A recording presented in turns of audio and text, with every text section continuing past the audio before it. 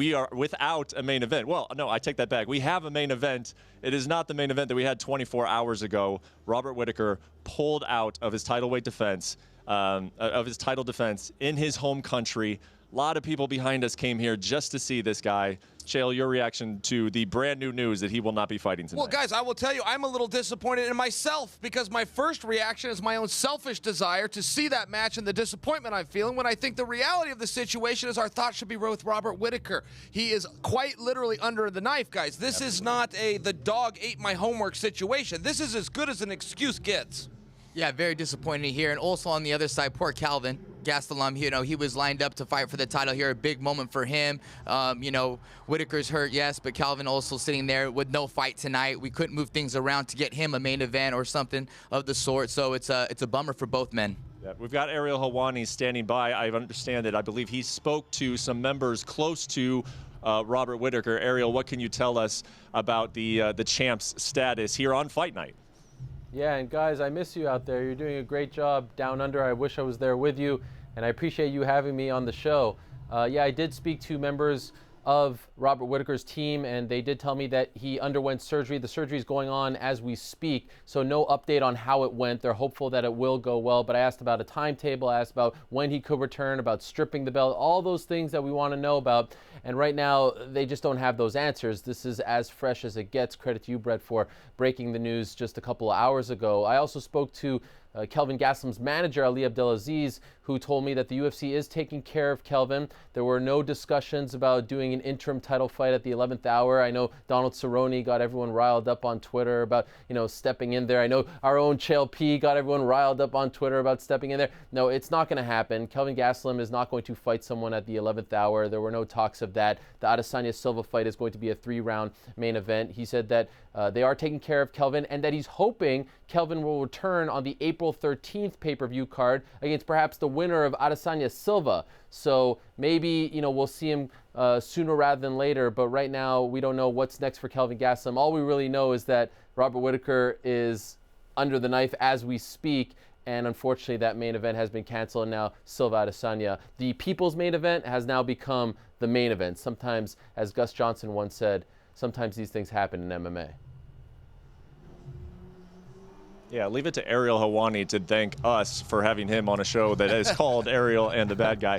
But, Chael, I do want to ask you, so Robert Whittaker, I saw him make weight yesterday, and he looked like he was ready to go. And obviously you can't see inside a guy's body and you find the different injuries or things that he may be dealing with. But how in the world can a guy suffer a hernia 12 hours before a fight after he's already stepped in and made weight? Yeah, I'll share with you. I have a very limited knowledge of a hernia other than a very close lifetime friend deals with it. And it is one of these things that you can do just that. You can deal with. You don't have to strain yourself post weigh-ins. A lot of people are saying that, hey, listen, what's a guy doing after weigh-ins? There's no workout. There's a rehydration. There's a laying around and relaxing in your hotel room. That is all very true, but it has also kind of been disclosed now to us that he was dealing with something, that he thought he had cramps, that he thought he could get through this. He woke up, apparently, he began vomiting very violently while having the cramps. Ultimately, he was rushed to the hospital around 2 a.m., and we're told he's undergoing surgery today. I can't give you a better medical answer than that. And I'm not a scientist or nothing, but when you do cut weight, when these fighters are cutting 15, 20 pounds, though it's another, day, another walk for them, it's something they're used to, it does something to your body. Sometimes we can't predict, and it might intensify the hernia. So, these things happen sometimes when weight cuts, come into play. Let's talk a little bit about Kelvin Gastelum. As I understand, he still has plans to be in the arena. He's been here for 14 days, been in Australia 2 weeks. Obviously, his camp goes on well beyond that. What does this do for his psyche? And then potentially moving forward, if he's got to get back into a camp and he's got to get ready for this opportunity again, having it snatched away from you under these circumstances at the last second, will that be difficult to turn around from, or will he be able to overcome that? Oh, no. Well, he will be able to overcome it should he be given that opportunity. I fully hope that if there's one message that we get tonight, and I suspect it won't be until the post-fight press conference, that Dana White does commit that Kelvin Gastelum is still the rightful #1 contender. However, to remind you, in MMA, things move very quickly. Jacare has been sitting out there for roughly 4 years now, and many people have argued he should be the #1 contender. He's coming off a great win over world champion Chris Weidman. And to remind you, the Adesanya Anderson Silva match has been declared the #1 contender bout. So There's a major logjam going to happen. Let's hope that all does work out for Kelvin. I think that it's very fair, and I think he deserves it. And I would like to tell you guys this. One thing that I don't like about our sport, and I realize I'm not going to get a lot of people to agree with me. I don't like that we don't have a forfeit clause. When you make weight and you have an agreement, if for any reason the other team does not show up, they still crown a champion that night. From the Olympic Games to the NCAA, this should be a victory for Kelvin via forfeit. That is the reality, and other sports architecture would agree with me.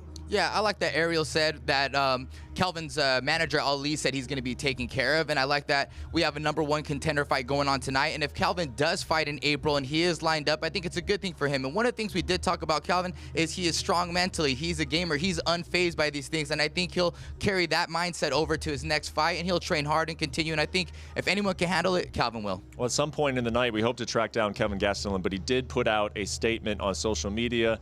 We will get to that statement right now. Kelvin Gastelum obviously extremely disappointed, according to his team. Yeah, I mean, what can you say? I'm actually kind of surprised that the guy is still coming to the arena. He says, with much sorrow, I write that my fight for the middleweight title is off. I'm sorry to everyone that was expecting this great fight, family, friends, and followers from around the world. God has a reason for doing things, and I firmly believe his plans are much bigger and better than I can even imagine. I'm so torn about this situation, a lifetime of pursuit to be able to reach this level, and I hope none of these efforts will go in vain. I wish Robert Whittaker a speedy recovery. Get well soon. I think we all share that sentiment.